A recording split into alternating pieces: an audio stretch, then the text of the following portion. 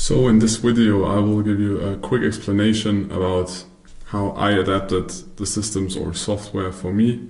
For example, when I have a day trading template and I just want to analyze any day trading market, either a future itself or the different contracts. For me what works best, but Tom has a different layout, Serge has a different layout, you need to adapt this for yourself, but we can give you some inspiration in my example how I use it on TradingView. So on TradingView you can implement the volume and the market profile.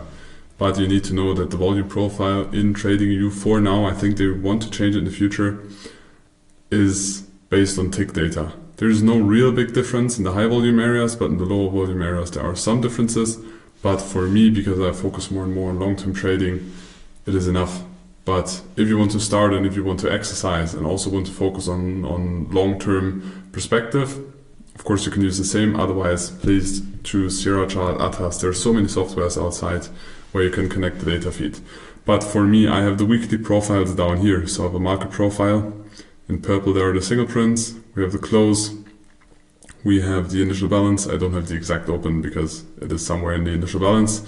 And then I have the volume profile next to it with a VPOC, value area low, value area high. And the single prints are extended to the right. So this is for me is the weekly profile, and then this is the daily profile. So again, we have the initial balance, we have the close. The darker the color is, the more early it is on the day. So the lighter the color, the later it is on the day in this market profile. And then I adapt the settings too. So you can adapt the settings here. What is the time period you want to have the profile on? In this case it's 1 day, 1 block size, so 1 letter, 1 row of letters is 30 minutes, basic settings, row size is manual. You can also put it to auto, but then sometimes, it gets, they increase the TPO size a lot and I don't like it because then for me personally it's not enough data. So I reduce it to the volatility of the market. So I have a good overview, but I think 2 is too much or is too low. Yes. Most likely I will increase it to 5, or when volatility is rising sometimes to 10, but that I have a good overview over the profile. And that way I can create my business zones. So I can create them on the weekly chart. So I will extend the zone most of the time on the down here. You can see I will extend it until the end of the week because the weekly zone is going to be valid until the end of the week. I created a template's called 1. So this is the weekly zone and make it visual on all charts. Then I just duplicate that zone and create a zone on the downside. Yeah, most likely like this. So now I have my business zones and they are, this one should be now as well on all charts. So if I decrease this chart, I now have my business zones on the other charts as well. It's a 30-minute chart and it's a 5-minute chart in this case. Sometimes I go down to 1 minute, but not very often. And I can do the same with the daily zones. So if I want to create daily zones or general analysis, I create it for the whole Monday.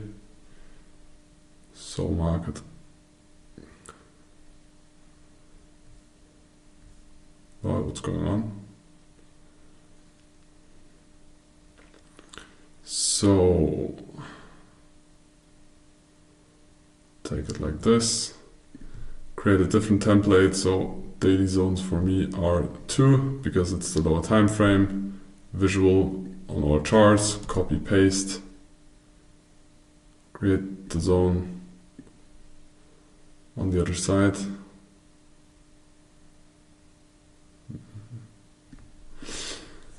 And now again, I have my weekly zones and my daily zones on the chart that I will take trades on. So I have the weekly zones here, I have the daily zones in there.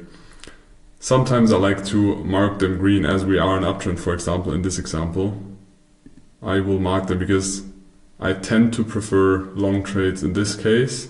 We also have a very strong close, kind of high, depending on the open. I don't know where the open is going to be on Monday, but I will just mark the zones in green,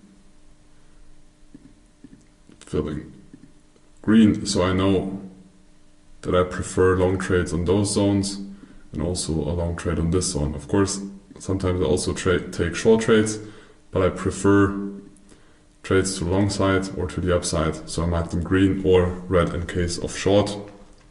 You can also adapt the colors. It's the way I prefer most. You can create now a template the way you prefer it. I have created different templates for different cases. For example, when I check the currencies or when I analyze the currency futures, I have one template where there's one time frame, but when the settings are, so there is the TPO profile and you can decide about the visibility. So when the profile or indicator is visible on the different charts, and then if I'm switching to the 4-hour time frame and I'm making sure that there is the same time horizon on all the different currency futures, then, for example, in this case, the weekly profile is shown. When I go to the 1-hour time frame, I think it's the daily profile, so I can make daily analysis. And then when I go to the lower time frames, because I don't want to have the profiles the whole time, because for me it's too much information in the chart, then if I go to the 15 or 5-minute chart, the profiles will disappear. And when I create zones, there will be only the zones in there. So, but you can create a different one. For example, here's an overview over the different future markets. It's the same process, because this one is just when I actively want to trade one asset, I want to have all the information in one view. But when I trade multiple assets, for example, when I trade currencies, most of the time I've opened more than one trade, so I don't want to switch between the markets all the time.